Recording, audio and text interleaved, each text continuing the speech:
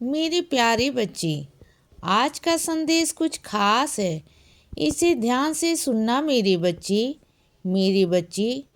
जो मेरा प्यारा बच्चा होता है ना, जो साईं का प्यारा बच्चा होता है ना, उसके लिए रास्ते बना ही देते हैं, उसके लिए बहाने ढूंढ ही देते हैं कि वह उनके पास आए। कैसे भी करके ऐसे कुछ चीज़ें बना देते हैं, ऐसी कुछ परिस्थितियां बन जाती हैं कि उनका बच्चा उनके पास आ जाता है। देखो, तुम्हें बुलाने के ना मेरे पास बहुत सारे तरीके हैं बच्चे, और मैं तुम्हें चाहूँ ना तो किसी भी तरीके से अपने मंदिर, अपने दर्शन करने बुला सकता हूँ बच्चे।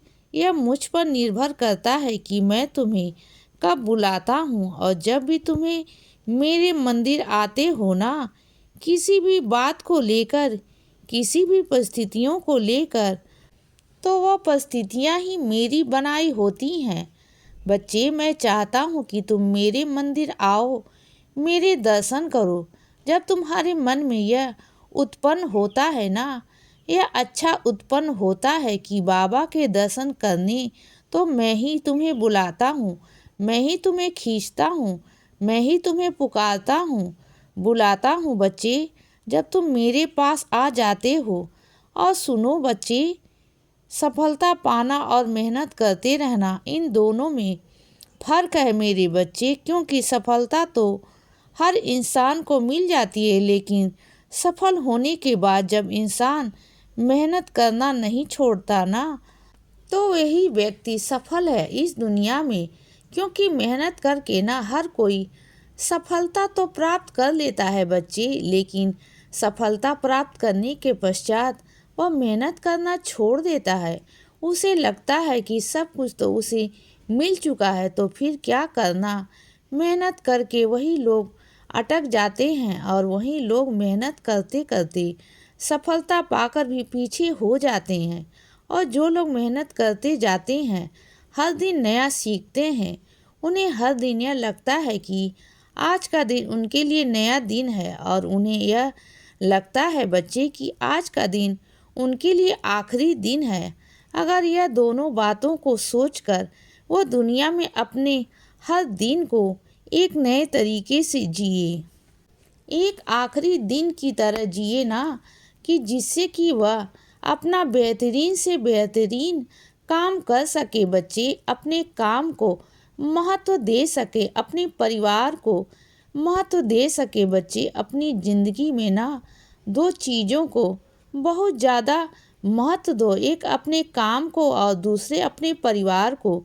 जब घर आओ तो थकावट को दूर करो, क्योंकि तुम्हारा परिवार पूरा दिन तुम्हारा इंतज़ार करता है कि तुम कब मेहनत करके घर पहुंचोगे, और अपने बच्चों के साथ, अपने घर वालों के साथ में हंसी से मुस्कुराओगे, उनके साथ बैठोगे बच्चे।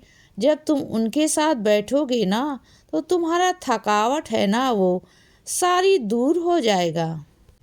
और जब बच्चों के साथ बैठोगे, बड़े बूढ़ों के साथ बैठोगे, तो कुछ उनकी बातें कहोगे, कुछ उनको सुनोगे, तो तुम्हें बहुत सारी बातें ना ज्ञान की ऐसी मिलेगी, जो शायद तुम्हें कहीं पढ़ने को नहीं मिली, जो शायद कहीं सीखने को नहीं मिली। उनके तजुर्बे से ना तुम्हें बहुत कुछ सीखने को मिलेगा बच्चे। और ऐसा नहीं कि बड़ों से, तुम्हें बच्चों से भी बहुत कुछ सीखने को मिलेगा, कि चाहे कितना भी लड़खड़ा कर हो, गिरा हो, लेकिन फिर भी खड़े होकर दोबारा से उठना है और जीतना है, जैसे बच्चे करते हैं। तो देखो, हर अवस्था में अपनी अपनी खासियत है बच्चे। तुम्हें हर अवस्था में सीखना होगा। जब तुम रहोगे ना उसमें, तब तुम्हें समझ में आएगा।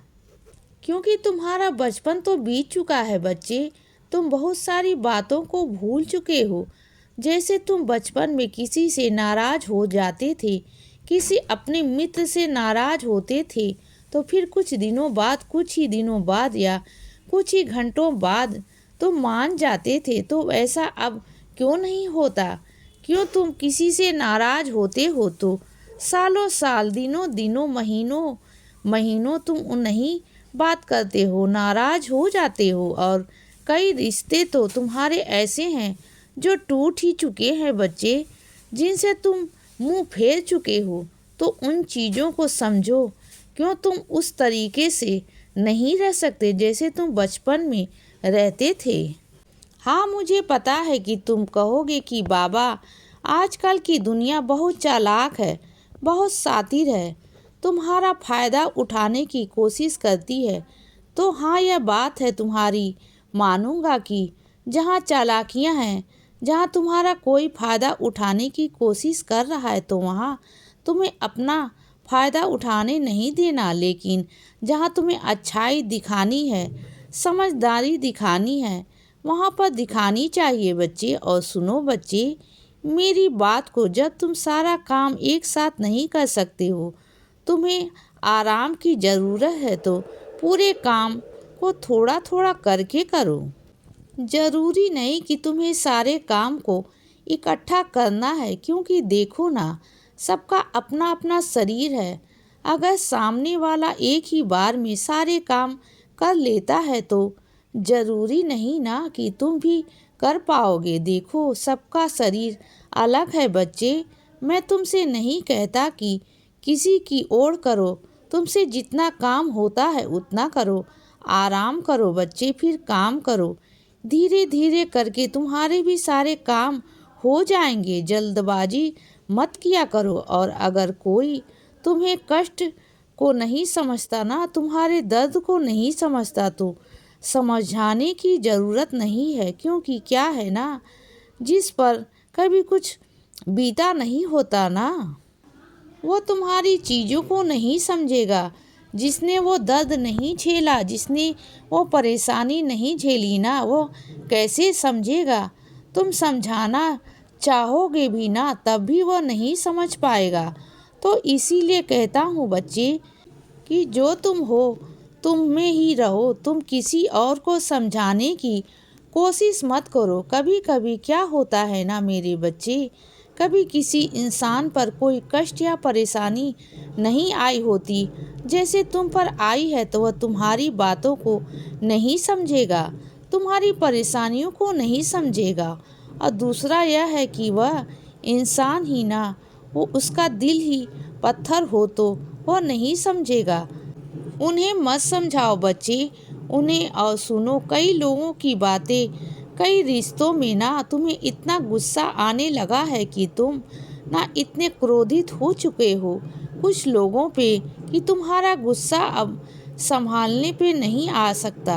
तुम्हारा क्रोध ना खुल रहा है कुछ लोगों की हरकतों को देखकर, कि कुछ लोगों के व्यवहार को देखकर। और तुम्हें समझ में नहीं आ रहा कि सबका निशाना तुम्हारे परिवार का, पूरा निशाना तुम्हारे ऊपर है। तुम्हारे घर में एक चींटी भी मरती है ना, तो उसका इल्ज़ाम भी वह तुम पर लगा देते हैं। मैं देख रहा हूँ सब बैठ के कि मेरे बच्चे पर किस तरह से जुल्म होते हैं बच्चे। इसीलिए बच्चे, सदा खुश रहो और हमेशा मुस्कुराते रहो। मेरा आशीर्वाद हमेशा तुम्हारे साथ है बच्चे। अब रात हो गई है मेरे बच्चे, अब सो जाओ। शुभ रात्रि।